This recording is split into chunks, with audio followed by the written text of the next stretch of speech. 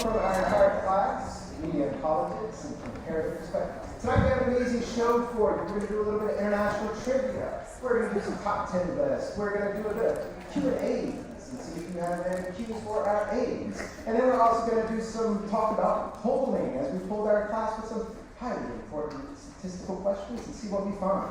But we always start off Lofi Live shows the same way, with a little bit of that Lofi news for you. 5 fast-paced international sections just to kind of break the ice for what's going on in the world today. Like, for instance, the headline, Artificial Intelligence, Therapists Can See You Now. That's right, AI is coming to mental health today, or tomorrow, depending on when you get appointment. But if you ever think, oh, my therapist, the only thing I need more than my therapist is AI to be my therapist. I don't know about you, but a bot telling me what's good for me in mental health, I'm not there yet. Really not there yet. I like the in-person, human aspect of it. So no AI for me, but if it's all for you, it's coming to a theater near you. Now, next up, we are looking at South Korea. Anyone checking out South Korea in the news today lately? It's one of those headlines that keep popping up, except for that thing that always keeps popping up that we're not talking about. That's why we're ignoring something in the world, but that's just because it's everywhere. But South Korea, their president has just been formally removed from office after trying to have a decree martial law that didn't fly very well with Parliament, then tried to excuse Parliament, that didn't fly very well, then had a bit of a skew with the Secret Service, trying to protect him from the police who were trying to arrest him. And finally, the president of South Korea has been removed. And while that may think of, you think that as kind of random, and media have surely been playing it as if this is a rarity in South Korean politics. But the fact is, South Korea, since they've democratized in the 1990s, early 2000s, they've had a series of presidential crises in that country. If you ever feel bad about where you're from and presidents, just look to South Korea, and you might have a smile about where you live. Right? South Korea, check it out. There's so much going on with it there.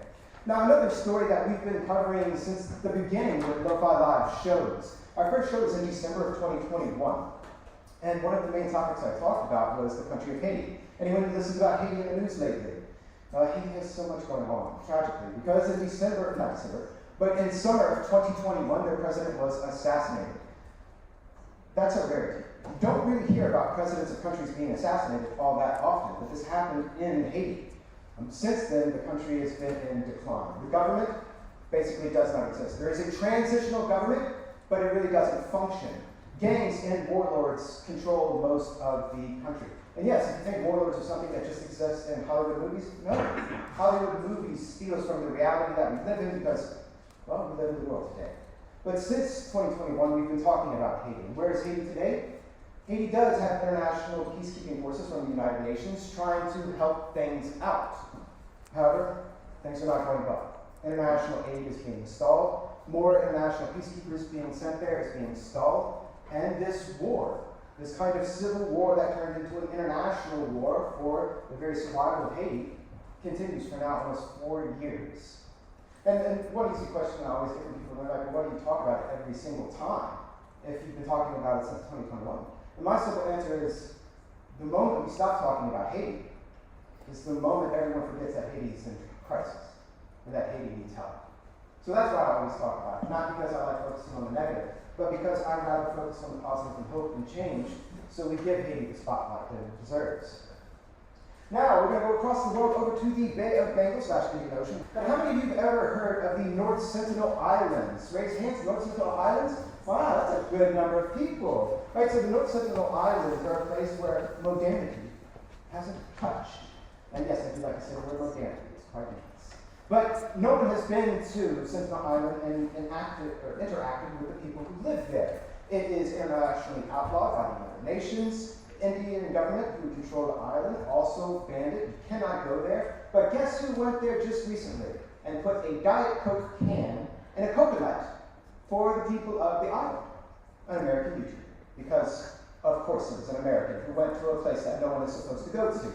Now that American YouTuber has been arrested by the Indian government, and they face trial next week, because their justice system against this kind of thing goes really fast. They can face up to 5 years in prison for going to that island, plus fines. So, key takeaway, when you travel abroad, obey the laws. And also try to do that here too. No one wants to go to jail anyway. Right? And our next one, we go to Bogota, Colombia, where right now the city's botanical gardens is displaying a new exhibit called Let Yourself Be Trapped.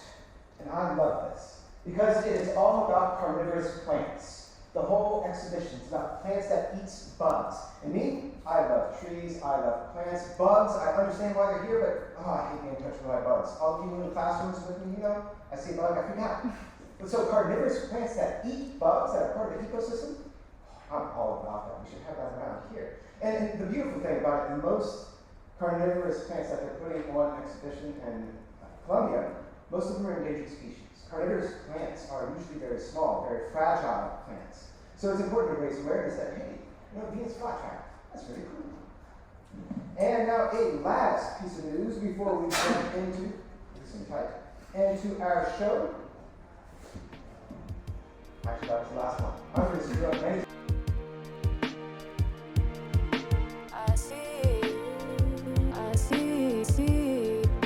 I bring it down like